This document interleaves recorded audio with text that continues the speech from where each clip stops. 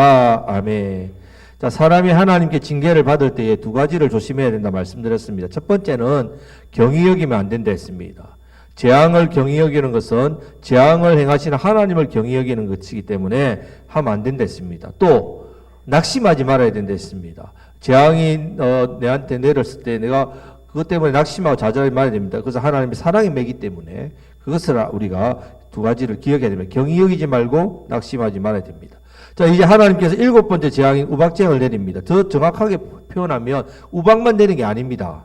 우레소리, 불까지 내렸습니다. 그러니까 동시다발적인 재앙입니다. 한마디로 정신없이 터지는 재앙입니다. 지금 재앙의 강도와 크기가 점점 세어져 가고 있습니다. 지금 바로의 강팍함이 점점 강해지는 것과 비례해서 하나님의 재앙의 강도도 강해지고 있습니다. 그런데 하나님의 이 재앙, 이 진노 가운데서도 긍휼하심이 있다는 말. 오늘 우리가 이 부분을 기억해야 됩니다. 긍휼을 베푸실 때 이 긍휼함을 누리는 사람이 생긴다는 말입니다. 자, 13절 말씀을 다 같이 읽겠습니다. 여호와께서 모세에게 이르시되 아침이 일찍 일어나 바로 앞에 서서 그에게 이르기를 히브리 사람의 하나님 여호와의 말씀에 내 백성을 보내라. 그들이 나를 섬길 것이니라. 아멘. 하나님 계속 말씀하시댔죠. 고정판이었습니다. 오늘 준 말씀을 우리 안 들으면 내일 다른 말씀을 주는 게 아닙니다. 그 말씀을 순종할 때까지 말씀을 줍니다. 지금 계속해서 히브리 사람의 하나님이라고 강조합니다. 언약에 따라서, 말씀 따라서, 약속 따라서 가나안 땅에 가서 하나님을 섬길 백성이라는 것을 알려주고 있습니다. 똑같은 말씀을 계속해서 반복해 줍니다. 언제까지? 말씀에 순종할 때까지. 예. 자, 14절 말씀을 다 같이 읽겠습니다. 내가 이번에는 모든 재앙을 너와 내 신하와 내 백성에게 내려 온 천하에 나와 같은 자가 없음을 내가 알게 하리라. 모든 재앙을 다 내리겠다 했습니다. 한 가지 재앙을 말씀하는 게 아닙니다. 우박 재앙이지만 사실은 우박 한 가지 아니란 말입니다. 자, 표준 세번역이나 공동번역에 보면 온갖 재앙이라 했습니다. 온갖 재앙. 온갖 재앙이 다 내립니다. 지금 하나님께서는 재앙들을 동시다발적으로 지금 내리겠다는 말씀입니다. 자, 15절, 16절 말씀을 다 같이 읽겠습니다. 내가 손을 펴서 돌림병으로 너와 내 백성을 쳤더라면 내가 세상에서 끊어졌을 것이나 내가 너를 세웠음은 나의 능력을 내게 보이고 내 이름이 온 천하에 전파되게 하려 하였습니다. 여러분, 만약에 하나님께서 손을 펴가지고 돌림병으로 재앙을 내리셨다면 애국 백성 다 죽었답니다. 다 죽었답니다. 바로를 비롯해 모든 신하들 다 죽었단 말입니다. 자, 천지의 창조자 하나님께서 명령하신 것에 대항하는 자 살아남을 수 없지요. 근데 우리 하나님께서는 어떻게 하시죠? 우리 같으면 한 방에 다 죽였을 겁니다. 근데 우리 하나님 어떻게 합니까? 재앙을 하나씩 내리고 있다면. 그렇게 한 방에 내리지 않고 지금 일곱 번째 재앙까지 하시는 이유가 뭐냐? 바로 긍휼하시기 때문에. 하나님 긍휼하심 때문에. 하나님이 긍휼하시기 때문에 세상이 죽기를 원치 않는단 말입니다. 자, 그러시면서 온천하 사람들이 하나님의 능력이 어떤 것인지를 알게 하기 위해서 오늘 말씀에 보면 천하가 하나님을 알게 하기 위해서 그렇게 그것을 하지 않았다라고 지금 하나님께서 말씀하고 있습니다. 온천하에 전파되게 한다. 나의 능력이 나타난다. 그렇게 하시기 위해서 그래서 하나님 말씀에 불순종한 것이 얼마나 큰 죄인 것을 깨닫게 하시고 돌이키게 하도록 그래서 재앙을 어떻게 한다고요? 하나씩 이렇게 내리는 겁니다. 그래서 지금 일곱 번째 재앙은 얼마나 무섭던지 애굽이 쑥대밭이 되고 맙니다. 하나님의 능력이 얼마나 크신 것과 하나님의 백성이 성도를 괴롭히는 대적하는 자들이 얼마나 큰 심판을 당하는지 하나님 백성이 하나님 마음을 섬기는데 나아가는데 방해하는 자들 하나님 내버려 두지 않는다는 것 세상 모든 사람들에게 알려주기 위해서 이 재앙을 내리신 데 있습니다. 지금 애굽에서 일곱 번째까지 재앙이 났을 때 주변 국가들에게도 다 소문이 들리는 거예요. 애굽의 접경지에 블레셋부터 시작해서 다 압니다. 지금 애굽에서 난리 났다.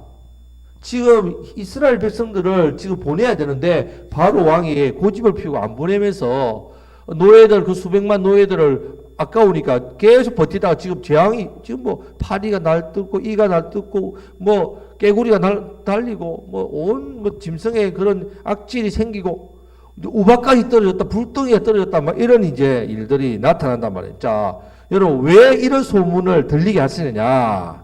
자, 이스라엘 백성들이 출애굽에서 광야길을 갑니다. 자, 그들이 광야길을 갈 때 군사가 있습니까? 없습니다. 무기가 있습니까? 없습니다. 그런데 부자입니다.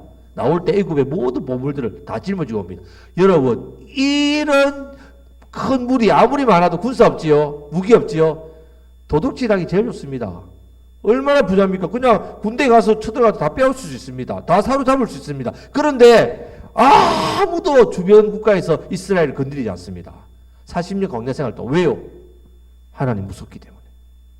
여러분, 여리고 성에서 왜 여리고 그 큰 성에, 대단한 그 성에서 왜 군사를 안 보냅니까? 한 바퀴 그냥 돌고 있는데 왜 쳐다보고 있습니까? 왜 밖으로 안 나갑니까? 두려워서. 하나님께서 애굽에 어떤 재앙을 내는지 알기 때문에 아말렉만 돌았죠. 왜 아말렉이라냐면 마귀가 아말렉을 사용한 겁니다. 마귀가 이 이스라엘 백성들을 대적한 겁니다. 거기서 아말렉을 하나님은 진멸하라. 아예 멸시하라. 왜? 마귀니까. 자, 그렇게 되는 겁니다. 지금 이 일들을 하나님이 재앙을 통해서 한 가지부터 10가지까지 이렇게 계속 재앙을 많이 이렇게 하신 이유는 결국 누구를 위한 것인가? 바로 하나님의 백성들을 위해서. 15장에 보면요, 홍해 바다를 건너고 노래가 나옵니다. 그 백성들이 어떤 노래를 하냐? 첫 번째는 이스라엘 백성의 구원을 위해 세상과 싸워주신 하나님을 찬양합니다. 13절에서는요, 이스라엘 백성을 인도해 주신 우리 하나님이십니다. 인도해 주셔서 감사합니다. 이렇게 노래하고 있단 말입니다. 그래서 14절 말씀을 보면 인도함을 보면서 세상 사람들이 어떻게 하냐면요, 주변에 있는 에돔, 모압, 암몬, 가나안 거민들이 두려워하고 낙담했습니다. 무서워서. 이스라엘이 가진 것은 돈밖에 없습니다. 무기도 없고 싸움도 못하고 군사도 없는데 아예 대적할 생각을 안 했단 말입니다. 이것이 바로 하나님께서 애굽을 어떻게 해요? 재앙을 심판하신 이 일들을 다 들었기 때문에. 얼마나 무서운 하나님인지 모른다. 하나님께서 자기 백성을 위해서 어떤 권능의 역사를 행했는지 다 들었기 때문에 이렇게 그 당시에 최강 나라인 애굽도 그냥 한 방에 심판하실 분인데 우리는 어떻게 그들을 건드리면 안 된다. 그렇게 해서 그 소문이 나게 했다는 말입니다.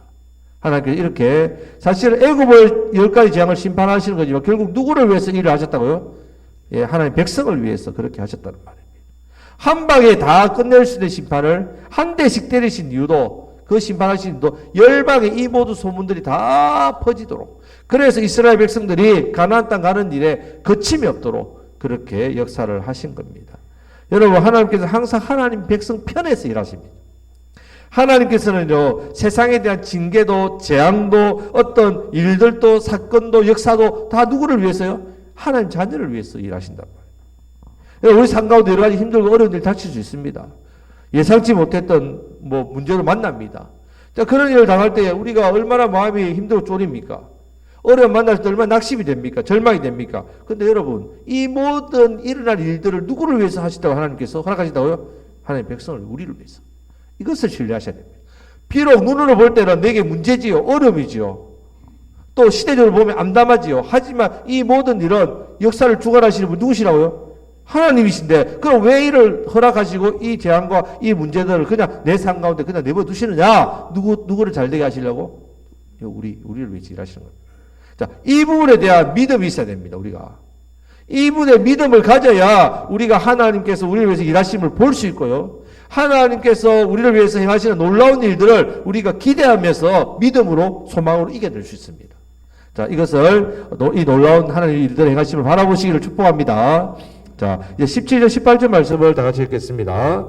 네가 여전히 내 백성 앞에 교만하여 그들을 보내지 아니하느냐. 내일 이맘때 오면 내가 무거운 우박을 내리니 애굽 나라가 세워진 큰 날로부터 지금까지 그와 같은 일이 없었더라.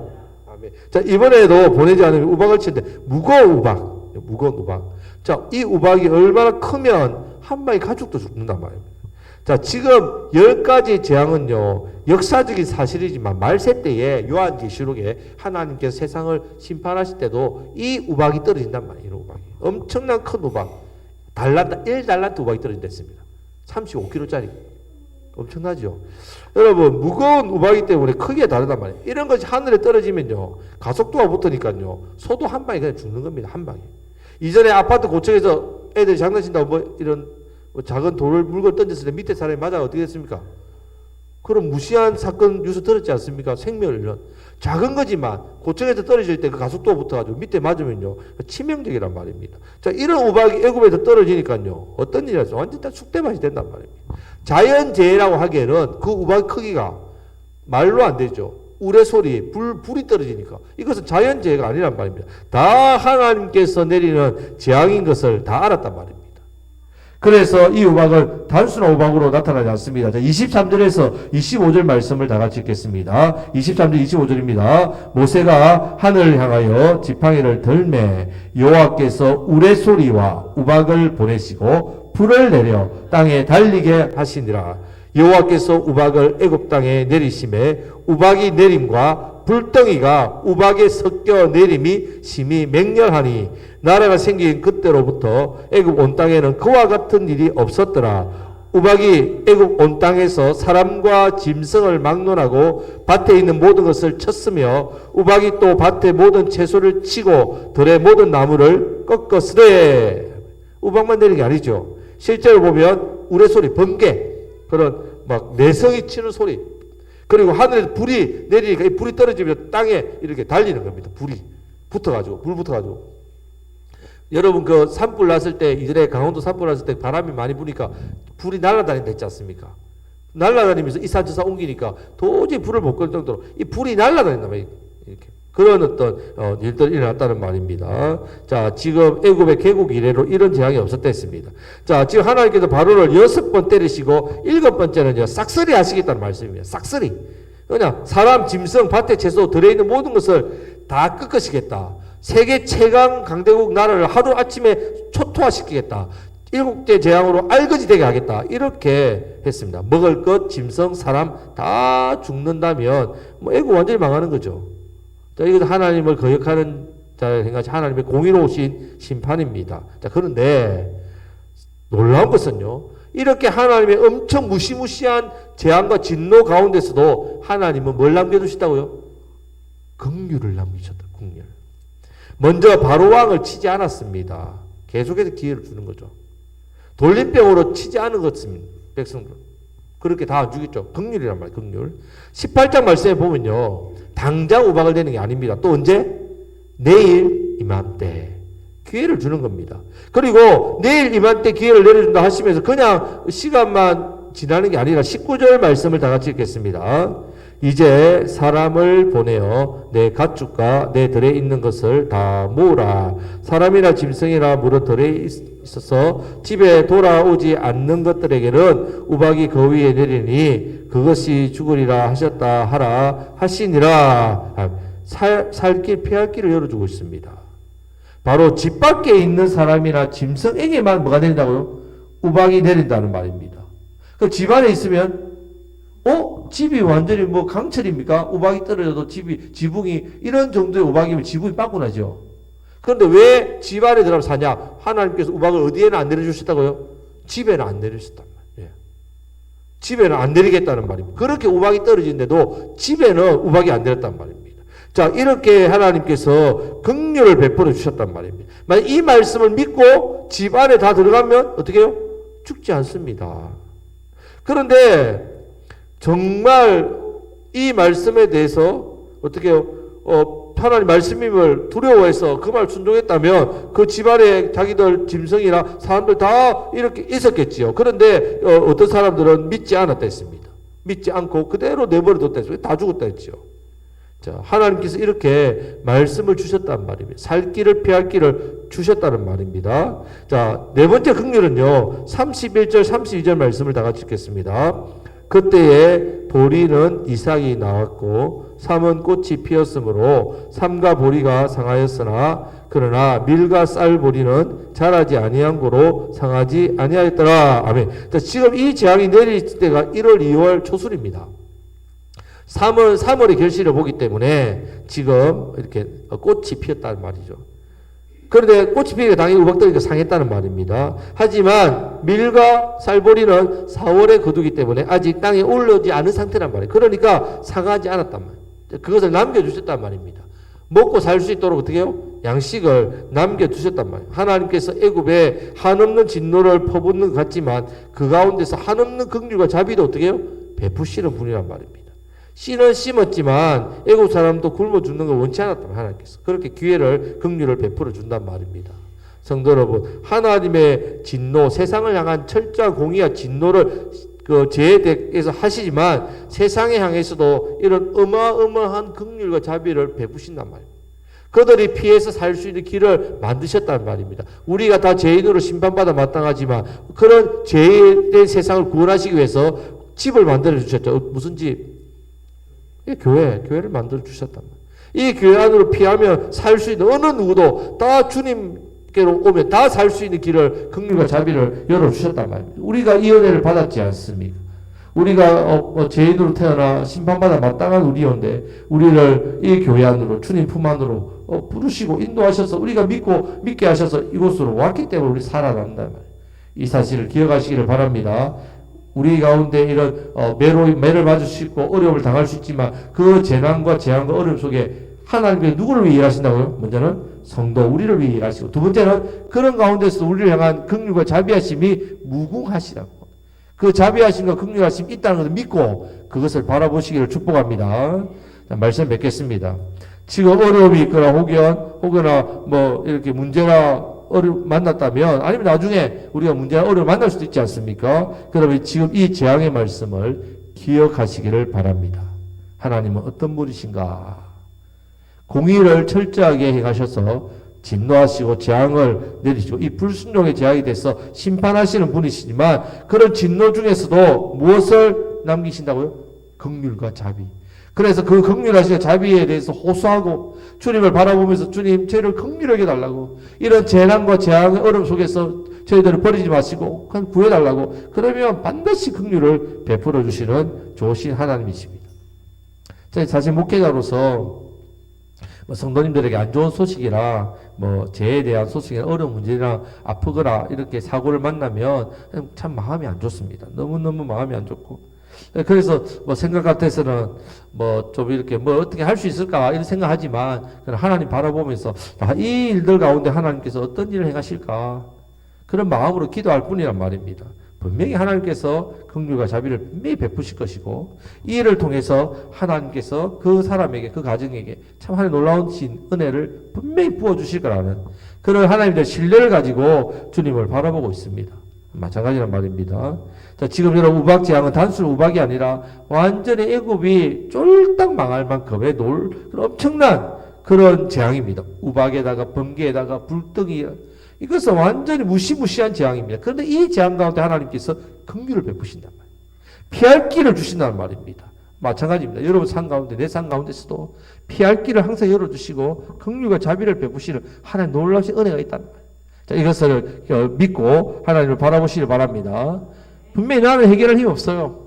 나는 분명히 능력도 없습니다. 그래서 염려와 고통 속에서 너무 힘들지만 그럴 때에 이 일을 통해 하나님 나를 향하실 계획이 있다. 그래서 하나님을 그래도 붙들고 나가시길 바랍니다. 하나님 붙들고 나가야 됩니다. 그럴수록 더 하나님 바라봐야 됩니다. 그럴 때 진노 가운데 어려움 가운데 평안이 있습니다. 평안이 있습니다. 기쁨이 있고 하나님의 만지심이 있고 긍휼하심과 자비하심의 은혜가 있습니다. 자, 이 은혜를 누리심으로 자, 우리도 이제 긍휼을 베풀어야 되겠죠. 우리도 세상을 향해서 많은 사람들, 우리 주변에 있는 사람들에게 하나님의 그 은혜를 받았으니까 자비와 긍휼로 그들에게 다가가야 됩니다. 그리고 더 많은 사람에게 하나님의 이 구원하심, 그들이 살 수 있는 이 길을 여러분들이 제시하고 인도하시는 이 일에 더욱더 수고하시고 기도하시고 섬기고 헌신하시는 저와 여러분들이 되시기를 우리 주님의 이름으로 축복합니다.